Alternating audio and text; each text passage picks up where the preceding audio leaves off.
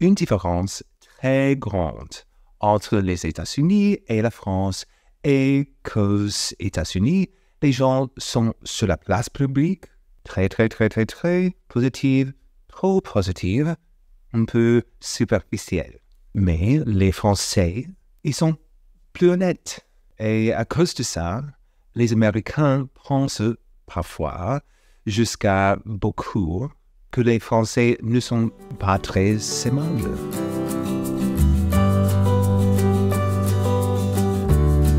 À mon avis, la plus grande différence entre la France et mon pays, c'est l'approche du travail. Au Mexique, on a tendance à vraiment pousser fort, parfois en sacrifiant notre vie perso, un petit peu à la manière américaine, on va dire.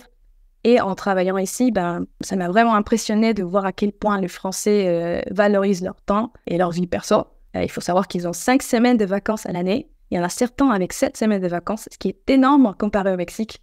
L'image typique des Français au Japon est celle du Parisien sophistiqué, je dirais, avec une baguette sous le bras, nonchalant, solitaire dans un café face à la Seine.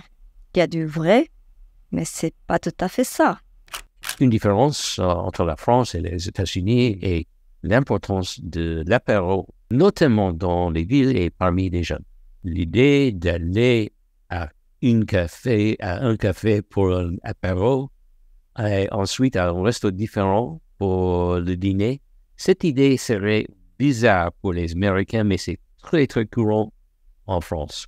Il y a une des différences que je voudrais vous transmettre, c'est que les Japonais n'osent pas dire non à l'autre, tandis que les Français aiment dire non.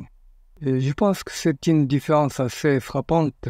Les Japonais, pour éviter des conflits ou des oppositions, on préfère dire oui à l'autre d'abord. Même si on n'est pas d'accord, on dirait oui pour calmer l'autre. Je ne le pouvais pas croire que les autoroutes coûtent si cher. Aux États-Unis, les autoroutes ne coûtent normalement rien. Je sais qu'en Espagne, ils ont un système pareil, mais je vis en Allemagne maintenant et ça n'existe pas toujours en Allemagne.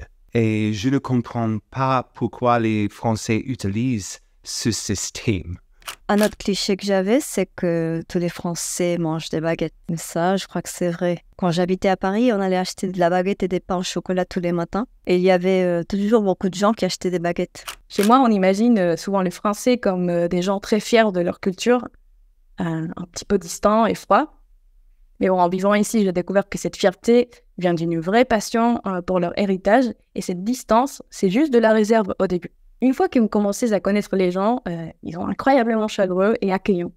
Beaucoup d'Américains ont une image de la France qui correspond malheureusement à la série de Netflix Emily in Paris. Selon cette série, les Français et en particulier les Parisiens sont super sophistiqués.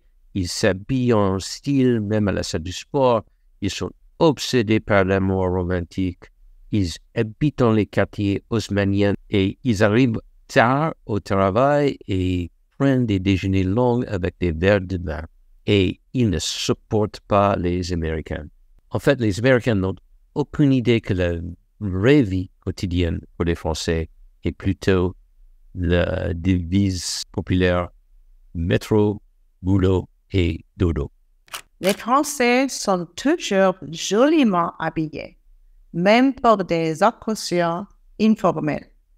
Les Sud-Africains, en revanche, ont tendance à s'habiller de manière plus informelle. Et parfois, nous marchons même pieds nus dans la rue, ce que je n'ai jamais vu lorsque j'étais en France.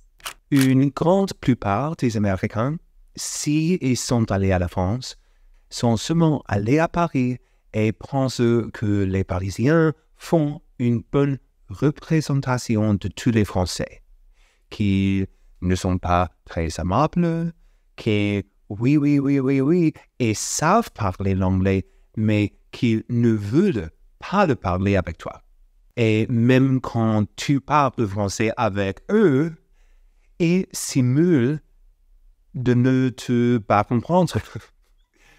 Mais la phonétique est complètement différent et je pense qu'il y a beaucoup de gens qui ne savent pas le bien prononcer et que le français ne comprennent pas. Mais vraiment pas. D'autre part, quand il s'agit de communiquer, les Français vont droit au but, sans détour, ils parlent sans filtre. Et bon, au Mexique, nous sommes souvent beaucoup plus mesurés, cherchant constamment à ne pas déranger les autres, à éviter le jugement. Mais bon, cette différence m'a pris l'importance de s'exprimer librement, de défendre ses convictions avec courage. Et je pense que ça nous rend plus simples et plus authentiques. Le cliché que j'avais de la France était un cliché assez répandu aux États-Unis. Et donc, c'est que les Français, surtout les Parisiens, détestent les touristes américains. En fait, j'étais pétrifié à cause de ça avant ma première visite à Paris en 2003. Mais quand j'étais là, j'ai trouvé le contraire. J'ai toujours essayé de dire quelque chose en français avec les Français. Si seulement un petit bonjour. Et oui, le petit bonjour, c'est super important. Après ça, pratiquement tous les Parisiens étaient très sympas avec moi. Mais attention, si vous essayez de faire une blague sur les mots français ou sur leur prononciation, ils vont vous détester, c'est garanti.